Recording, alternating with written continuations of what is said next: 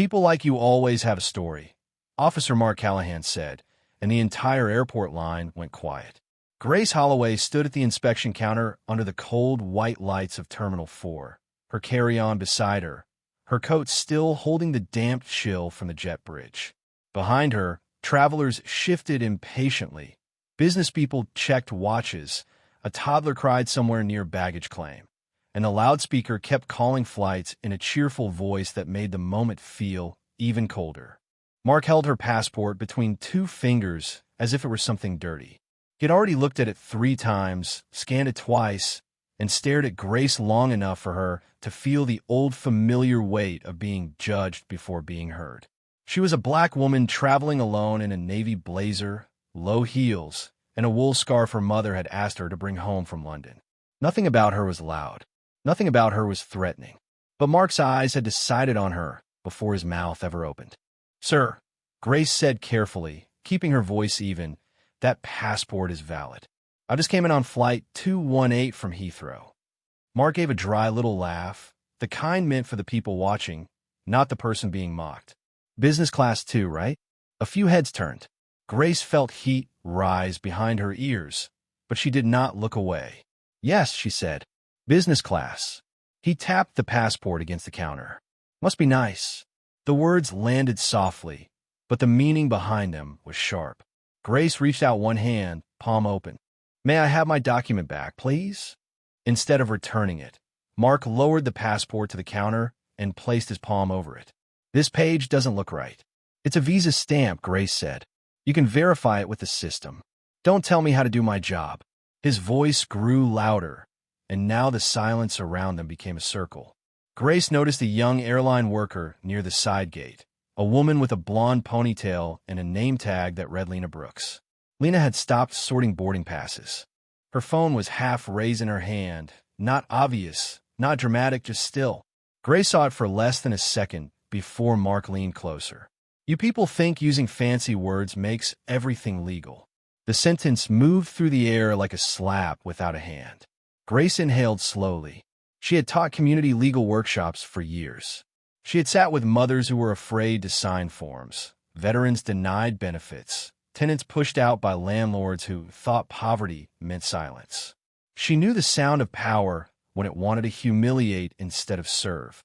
"Officer," she said, "I am asking for your supervisor." Mark smiled. Then, with 2 fingers, he tore the edge of the visa page just enough for the paper to split with a small, terrible sound. It was not loud. It did not echo. But Grace felt it in her chest, as if something inside the room had cracked. Someone behind her whispered, "Oh my God." Mark slid the damaged passport back toward her.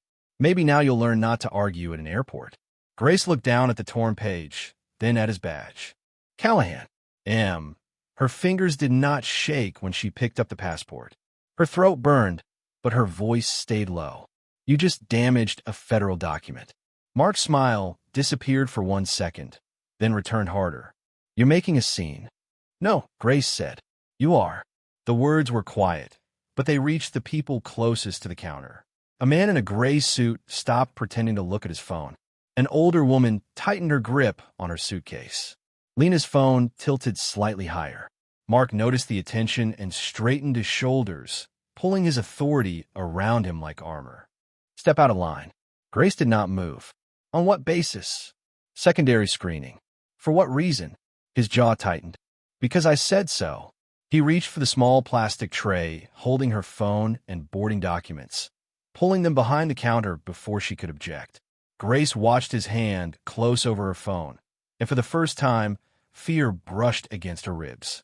Not panic, not weakness, just the cold understanding that a person with power could separate you from the world in less than 3 seconds.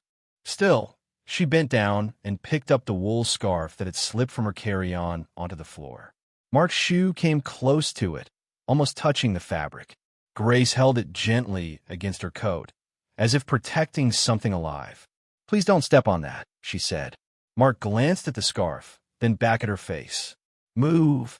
The door to the holding hallway buzzed open.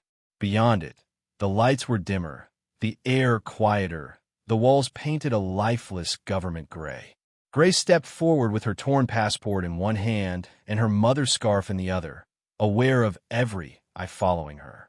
She did not know yet that Lena Brooks had captured every word. She did not know that Mark Callahan had just made the worst decision of his career. And he did not know that the woman he was leading away was married to the state's top prosecutor. The hallway beyond the inspection counter felt narrower than Grace expected, as if the airport had folded itself into a place where sound could not travel. The roar of rolling suitcases and boarding calls faded behind the sealed door, replaced by the hum of fluorescent lights and the faint buzz of cameras in the ceiling corners. Grace walked with her shoulders straight, the torn passport held against her chest, her mother's wool scarf folded over her arm. She had spent most of her life teaching people not to shrink when a room tried to make them small, and now she had to remember her own lessons one breath at a time. She thought of her son, Caleb, who was 8 years old and waiting at home with a paper calendar taped to the refrigerator. He had drawn a red circle around this night because his mother was coming back from London. He had asked her to bring him something with a double-decker bus on it, and tucked inside her carry-on was a bright red toy bus wrapped in tissue paper. She thought of her mother, too, Mrs. Holloway, who still lived in the same small brick house on the east side of Baltimore and still believed every trip should end with something warm in the oven.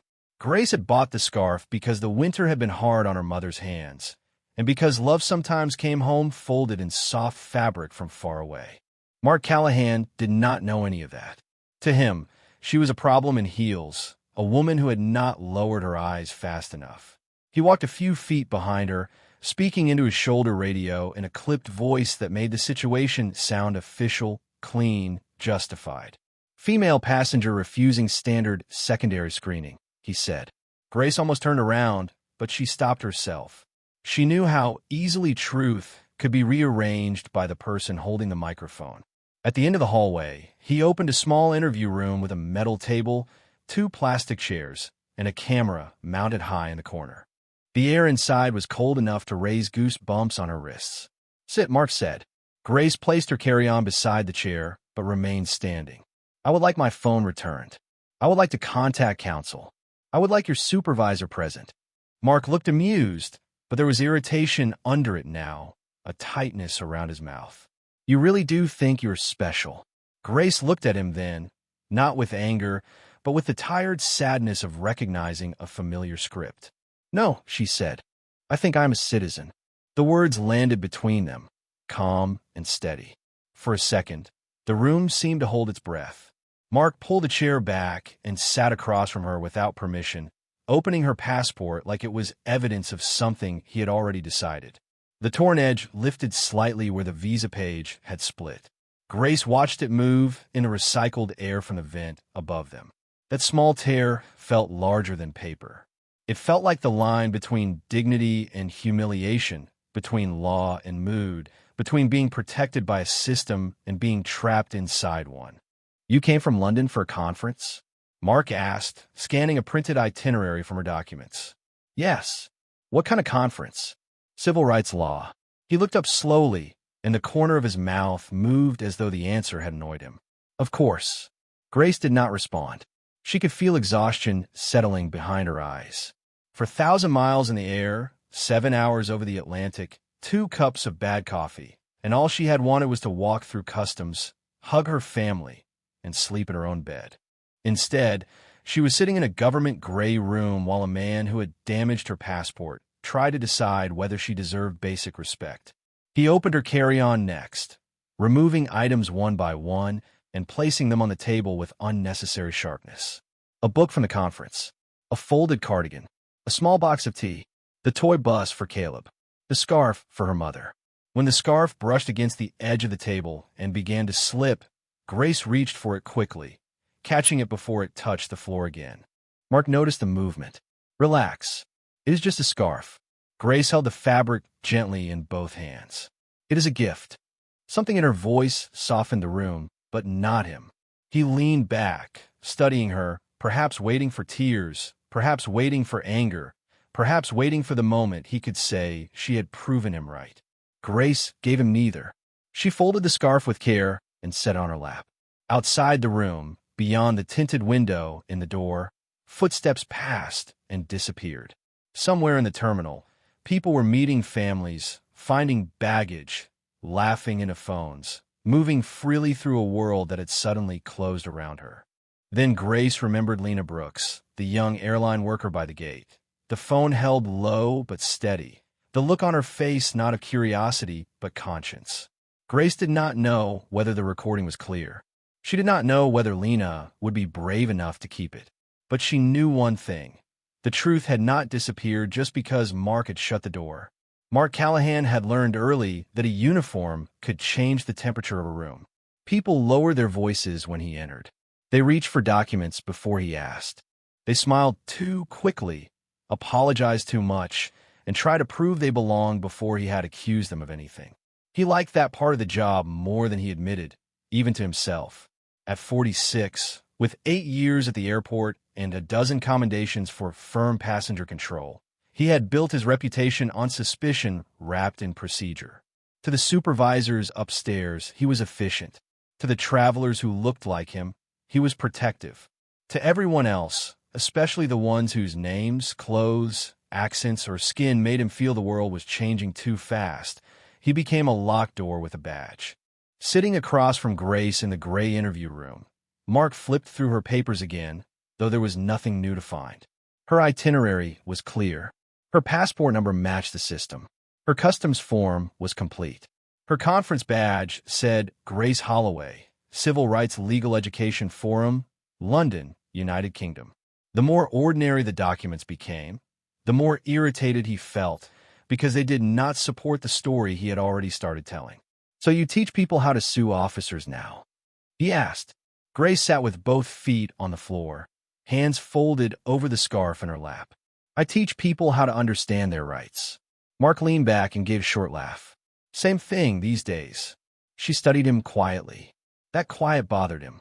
He was used to fear, anger, begging, nervous explanations. Grace gave him stillness, and stillness made him feel observed instead of obeyed. On the table between them lay the small red toy bus for her son, a box of tea for her mother, a notebook full of conference notes, and a torn passport that had turned a routine arrival into something neither of them could walk back from. Outside the room, Lena Brooks stood near the service desk with her heart tapping hard against her ribs.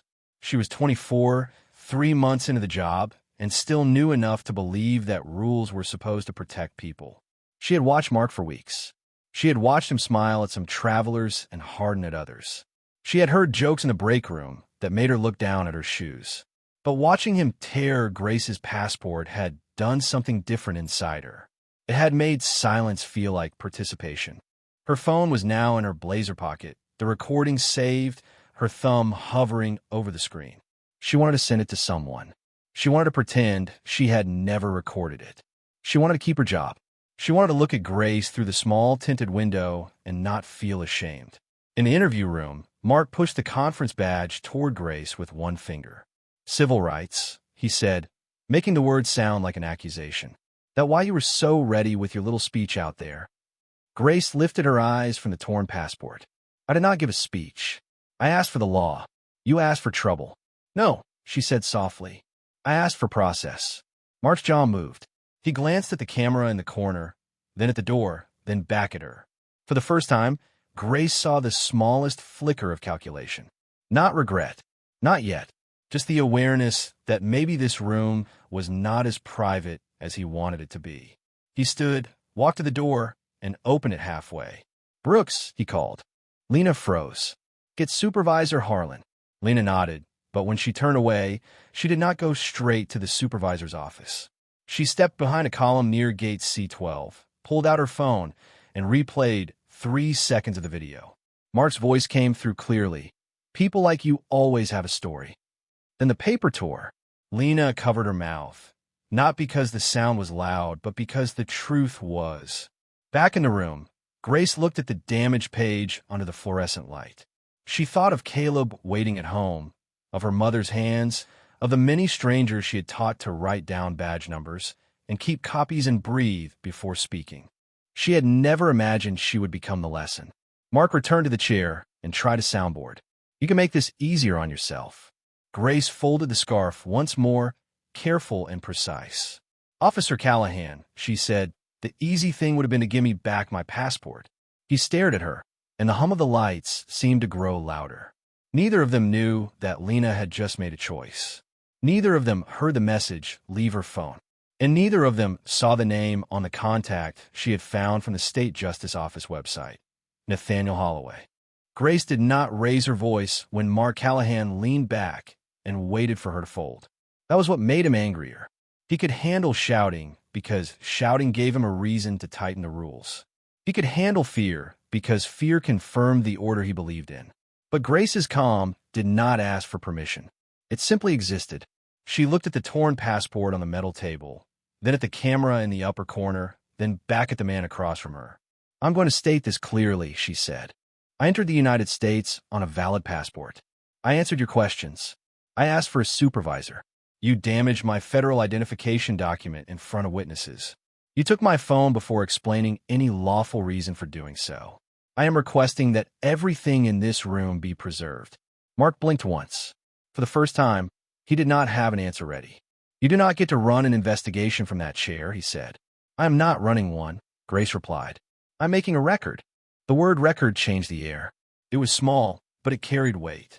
Mark's fingers moved toward the passport, then stopped, as if touching it again might remind both of them what he had done.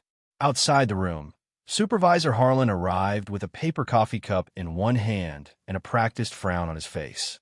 He was older than Mark, heavier around the shoulders, the kind of man who looked tired before anyone spoke. Lena Brooks walked a few steps behind him, her phone hidden in her blazer pocket, her face pale but set. What do we have? Harlan asked from the doorway. Mark stood quickly. Passenger became argumentative during document review. Possible irregularity in the passport. I move her to secondary. Grace turned her head toward Harlan. That is incomplete. Mark shot her a look. Ma'am, let me speak to my supervisor. Grace did not look away. He asked what happened. I am part of what happened. Harlan stepped inside, closing the door halfway behind him. Mrs. Holloway, is it? Yes. We're going to sort this out. Then begin by returning my phone and documenting the damage to my passport. Harlan glanced down at the table. His eyes landed on the torn page. For less than a second, his expression shifted. Grace saw it. So did Mark. That happened during inspection, Mark said quickly. The document was already compromised. Grace's hand moved to the scarf in her lap. She did not clench it. She smoothed one edge with her thumb. That is false. The room went still again. Harlan looked from Grace to Mark. Officer Callahan, she is trying to intimidate staff with legal language. Grace breathed in through her nose, slow enough to keep the heat in her chest from becoming anger. Legal language is not intimidation. It is the language your authority is supposed to answer to. Harlan's jaw tightened. It was the kind of sentence that could not be dismissed as emotion. Mark's face reddened, but he forced a laugh. See, this is exactly what I mean. Grace leaned forward slightly, not enough to threaten, only enough to be heard. No, officer. What you mean is that you expected me to be embarrassed into silence. You expected the line of passengers to watch me lower my head and walk away with a damaged passport. You expected your version to become the only version. But there were witnesses. Lena felt the words strike her from the doorway. Her hand closed around the phone in her pocket. Harlan noticed her standing there. Brooks, why are you still here? Lena swallowed. Because I saw it, sir. Mark turned sharply toward her. Saw what? Lena's voice was small, but it did not break. I saw you tear the page. A sound seemed to drain from the room. Even the vent above them felt quieter. Mark stared at her as though betrayal had a face and wore an airline badge. Harlan's coffee cup lowered an inch. Grace looked at Lena, and in that brief glance there was no triumph, only gratitude. You need to be very careful, Mark said to Lena. Harlan raised one hand. Enough. Then he looked at Grace. Mrs. Holloway, we're going to review the security footage. Please preserve it before anyone reviews it, Grace said. And I am renewing my request to make a phone call. Harlan hesitated. It was the first sign that the room was beginning to tilt away from Mark. Grace could feel it, not as victory, but as oxygen. Mark still had her phone. Her passport was still damaged. She was still in a locked room because a man with a badge had decided her dignity was optional. But now there was a crack in his certainty. Harlan turned to Mark. "Return her phone." Mark's hand hovered near the plastic tray. He did not move immediately. Grace watched him, steady and silent, until he finally picked up the phone and placed it on the table. The screen lit up with missed messages from Caleb, her mother, and Nathaniel. Grace did not touch it right away. She looked at Mark Callahan first. "Thank you," she said. The kindness was not weakness. It was control, and somehow it made him look smaller than anger ever could. Grace picked up the phone, but she did not unlock it immediately. The screen glowed against the metal table, showing 3 missed calls from Nathaniel and 1 text from Caleb that read, "Are you almost home, Mom?" For a moment, the room blurred at the edges. Not because she was breaking, but because love had entered a place built to make her feel alone. She pressed her thumb to the screen and opened a message from her son. A little picture appeared beneath his words, a drawing of their front porch with a stick-figure family waiting under a yellow moon. Grace swallowed once and set the phone down before anyone could mistake tenderness for weakness. Mark Callahan watched her with that same hard stare, but something in his face had changed. His confidence had not disappeared, but had begun to search for cover. Supervisor Harlan stood near the door, no longer leaning casually. Lena Brooks remained beside him, quiet and pale, still holding herself like someone standing on the edge of a decision she could never take back. "I would like to call my husband," Grace said. Mark let out a short breath. "Of course." Now the husband comes in. Grace looked at him. "My family was expecting me home 40 minutes ago." "And what is he supposed to do?" Mark asked. "Tell us how important you are." Harlan turned sharply. "Callahan." Grace did not answer the insult. She unlocked her phone, and her fingers moved with steady care. She knew Nathaniel would be in his office downtown, probably still in his white shirt with his tie loosened, surrounded by case files and the quiet pressure that came with being the top prosecutor in the state. She had spent years protecting his work from entering every room of their marriage. She had never used his title to move through the world. She had never wanted her safety to depend on who she loved.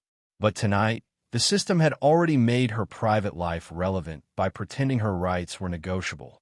The call rang once, twice. Then Nathaniel answered, his voice low and warm, already worried. "Grace." She closed her eyes for half a second. "I'm at the airport. Secondary screening. They damaged my passport and took my phone. I am safe, but I need you to listen carefully." The room changed around her.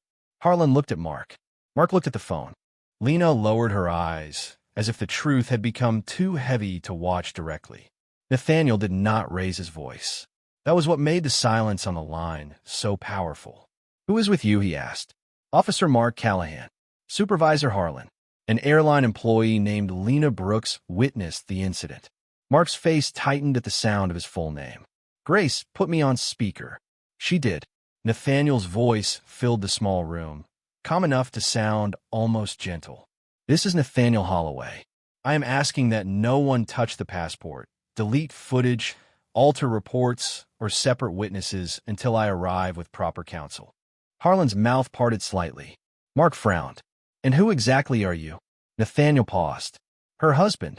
Mark's shoulders loosened for one arrogant second, as if that answer disappointed him. Then Nathaniel continued, "And the state's top prosecutor." The words did not explode. They simply landed. Heavy, final, undeniable. The humming lights above them seemed suddenly louder. Harlan's face lost color. Lena's eyes lifted. Mark stared at the phone as though it had betrayed him. Grace remained still, one hand resting on the folded scarf in her lap, the other near the torn passport. She did not smile. She did not look victorious. She only felt the ache of a truth she had always known. Justice should not have to arrive because someone powerful is married to the person being mistreated. It should have been in the room from the beginning. Nathaniel spoke again. "Grace, do not say anything else until I get there." She looked at Mark, then at Harlan, then at Lena. "I understand." The call ended, but its presence stayed behind like thunder after lightning. Harlan cleared his throat and stepped toward the table. "Mrs. Holloway, we need to move carefully now." Grace looked down at the damaged passport. You needed to move carefully before you knew my last name mattered to someone." No one answered. Outside the room, the airport kept breathing, wheels rolling over tile, announcements echoing above gates, families reuniting beyond glass walls. Inside, Mark Callahan stood beside the chair he had used like a throne, and for the first time that night, he looked less like authority and more like a man who had finally heard the sound of a door closing behind him. For several minutes after the call ended, no one in the room moved with confidence. Supervisor Harlan stepped into the hallway to make quiet phone calls. Lowering his voice each time, he said Nathaniel Holloway's name. Lena Brooks remained by the door, her hand still near her blazer pocket, as if the recording inside her phone had become something fragile and dangerous. Mark Callahan stayed standing beside the table, pretending to read the same document twice, but Grace could see the change in him. His authority no longer filled the room. It had edges now. It had cracks. The cold air from a ceiling vent moved across the metal table and lifted the torn corner of her passport page again and again. A small paper wound breathing under fluorescent light. Grace watched it rise, fall. She thought about all the people who never had a Nathaniel to call. The grandmother who did not know the right words. The college student too frightened to ask for a badge number. The father with a thick accent who smiled through disrespect because he needed to catch his next flight. The young mother holding a baby on one hip while someone behind a counter decided whether she looked believable enough to be treated fairly. Grace had taught them to document, to breathe, to remain calm, to protect their own dignity when a room tried to take it. But she had never told them how lonely that calm could feel. She looked down at the scarf in her lap. A faint gray mark still touched one edge, left from the airport floor. Slowly, Grace took a clean tissue from her purse and began to wipe it away. Not because anyone was watching, not because it mattered more than the passport, because the scarf was for her mother, and her mother had spent 70 years teaching her that tenderness was not something the world got to steal. The fabric was soft beneath her fingers. The room was quiet except for the buzz of the lights and the distant rumble of luggage carts beyond the wall. Mark glanced at her, then away. Lena saw the motion from the doorway and felt her throat tighten. There was no shouting now, no performance, just a black woman in a government gray room, cleaning a gift that should never have been touched by someone else's contempt. Grace folded the scarf once, then twice, making the corners meet. Her hands were steady, but her eyes had grown wet. She blinked carefully, refusing to let even her tears be used as evidence against her. Harlan returned with his coffee gone cold in his hand. "Mrs. Holloway," he said, and his voice had lost its earlier firmness. "Our airport counsel is on the way. We are securing the interior camera footage." Grace looked up. "And the footage from the inspection counter?" Harlan paused. "We are working on that. Please do more than work on it." Mark made a sound under his breath. Grace turned toward him. "You still think this is about my husband?" He said nothing. "It is not." Her voice was quiet, almost tired. "It is about what you believed you could do before you knew who I was connected to." The sentence settled over him like dust. Harlan looked at the floor. Lena looked at Grace, and something inside her stopped trembling. She stepped fully into the doorway. "I have the video," she said. Harlan turned. Mark's head snapped toward her. Lena swallowed, but this time her voice held. From the counter. The passport. The comments. All of it. Grace closed her eyes for one brief second. Not in victory. In relief that the truth had found another witness. Mark looked at Lena as if he wanted the room to return to 5 minutes earlier, before courage became contagious. But time did not move backward. The torn passport lay on the table. The scarf rested clean in Grace's lap. And somewhere beyond the airport glass, sirens began to fade closer through the night traffic. Not loud, not dramatic, just steady enough to tell everyone in that room that the next door to open would not belong to Mark Callahan. The first person through the door was not Nathaniel Holloway. It was a woman in a dark airport counsel jacket, followed by 2 federal investigators with calm faces and leather folders tucked under their arms. Behind them came a man Grace recognized only from the way the room reacted to him. The airport director, Richard Voss, walked in with his tie slightly crooked and his expression already apologizing before his mouth did.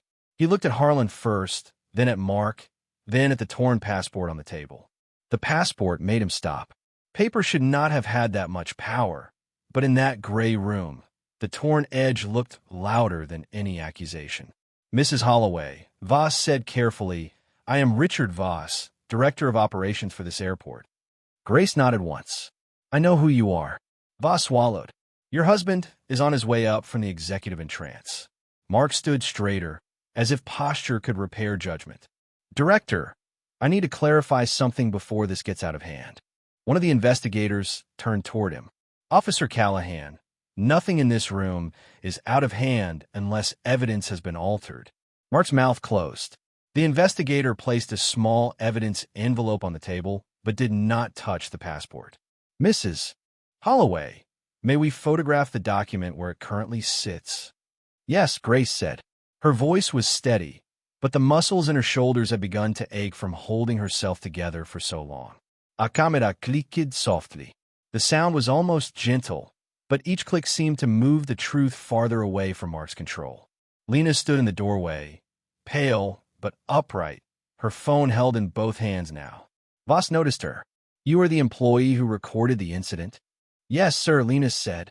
"I did not plan to. I just saw what was happening." Mark turned on her with disbelief. "You recorded a federal inspection?" The airport counsel looked at him. "She recorded a public-facing counter after witnessing possible misconduct." That sentence landed like a lock turning. Lena looked down at her phone and pressed play. The small screen filled with the bright inspection area, Grace standing under the lights, Mark holding the passport between two fingers. His voice came through clearly. "People like you always have a story." The room did not move. Then came Grace's calm request. Then his laugh. Then the small tearing sound, thin as a match strike, sharp as shame. Harlan closed his eyes. Voss stared at the floor. The investigator paused the video and looked at Mark. "Is this an accurate recording?" Mark's face had gone pale beneath the harsh light. "It does not show the full context." Grace looked at him then, not with anger, but with a kind of exhausted mercy that seemed to unsettle him more than outrage could have. "It shows enough." Footsteps approached down the hallway. Not hurried, not theatrical. Certain. Nathaniel Holloway entered wearing a charcoal suit and a black overcoat dusted with rain from outside. He did not look at Mark first. He looked only at Grace. For the first time that night, her face softened. He crossed the room, stopped beside her chair, and lowered his voice. "Are you all right?" Grace nodded, though both of them knew the question was too small for what had happened. Nathaniel saw the scarf in her lap, the red toy bus on the table, the torn passport beside it. His jaw tightened, but his voice remained quiet. "I'm sorry I was not here sooner." Grace placed one hand over his. "You are here now." Only then did Nathaniel turn toward Mark Callahan. The room seemed to understand his title before anyone said it again. "Officer Callahan," Nathaniel said, "my wife should not have needed my name to be treated lawfully." Mark opened his mouth, but no defense came out. The investigator slid Lena's phone into a separate evidence bag with her consent, while another began listing the camera locations at the inspection counter and hallway. Voss ordered the footage preserved. Harlan signed a preliminary incident report with a hand that did not look steady. Grace watched all of it from her chair, not as a rescued woman, but as a witness to a room learning what it should have known before she entered it. Then Nathaniel leaned closer and whispered, "Do you want me to take you home?" Grace looked at the passport, then at Lena, then at Mark. "Not yet," she said. "First, I want the record finished." Grace stayed seated while everyone else began to move around her. The investigators photographed the passport, labeled the torn page, and asked Lena Brooks to confirm the time of the recording. Airport counsel spoke in careful sentences that sounded designed to leave no fingerprints. Supervisor Harlan kept looking at the floor, then at Mark Callahan, then back at the floor, as if regret had become something he could read in the tiles. Nathaniel stood beside Grace with one hand resting on the back of her chair, close enough for her to feel protected, far enough not to speak over her. That mattered to her. She had loved him long before the titles and the press conferences, before people lowered their voices when they heard his name. She did not want this room to remember her only as the prosecutor's wife. She wanted it to remember what had happened before anyone knew that. Mrs. Holloway, the lead investigator said, "We will need your statement." Grace nodded. "I will give it." Mark shifted near the wall. His badge caught the fluorescent light, bright for half a second, then dull again. "I want it noted," he said, "that I believe there was a document irregularity." Nathaniel looked at him, but Grace raised one hand slightly, asking her husband to let the words pass through her first. She turned toward Mark. "Then you should have verified it. You should have called a supervisor. You should have followed procedure. What you did instead was make an assumption about me and dress it up as authority." Mark looked away. It was the first time he did not answer quickly. The investigator typed notes into a tablet. Voss, the airport director, cleared his throat. "Officer Callahan will be removed from passenger contact pending review." The sentence hung there, official and small. Grace looked at Voss. Pending review is not enough if review only begins when the person mistreated has someone powerful arriving behind them. Voss's face tightened, but he did not interrupt. "I want the complaint history reviewed," Grace continued. "I want the body camera logs audited. I want the inspection counter footage preserved from the last 90 days involving secondary referrals by Officer Callahan. I want written confirmation that passengers will be told how to file complaints without needing to beg for the information." Harlan looked up. Lena's eyes widened slightly. Even Nathaniel turned toward Grace with quiet pride, and something deeper than pride, something like recognition. This was the woman he knew. Not rescued, not broken, precise, merciful, unwilling to let her pain become only personal. Mark exhaled sharply. "You are trying to ruin my career." Grace looked at him for a long moment. The room waited for anger. It would have understood anger. It would have accepted it, maybe even expected it. Instead, her voice came out low and clear. "No, Officer Callahan, you are standing in the consequences of what you chose to do." His face changed then. Not fully, not enough to call it remorse. But something broke through the arrogance, a small, frightened recognition that the badge on his chest had not erased the person underneath it. "I am sorry," he said, almost too quietly. Harlan looked at him. Voss looked at him. The apology had nowhere to hide. Grace folded her mother's scarf once more and set it beside the toy bus for Caleb. "An apology to me is not the beginning of justice," she said. "It is only the beginning of honesty." Mark's eyes lowered to the passport on the table. "I should not have said what I said. No, gracias replay. You should not have believed it." The words were not cruel. That was what made them unbearable. Nathaniel placed a document on the table, a formal preservation request already signed by his office.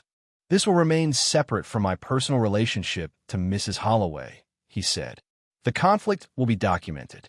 Independent review will be requested." Grace glanced at him gratefully. He understood. She did not want a favor. She wanted a system forced to look at itself. Lena stepped forward then, still holding her phone in the evidence bag. "Mrs. Holloway," she said, her voice trembling, "I am sorry I did not speak sooner." Grace looked at the young woman who had been afraid and brave at the same time. "You spoke when it mattered." Lena's eyes filled, but she nodded. Outside the room, the airport continued its endless movement. Departures, arrivals, reunions, delays. Inside, something slower was happening. A report was being written. Evidence was being sealed.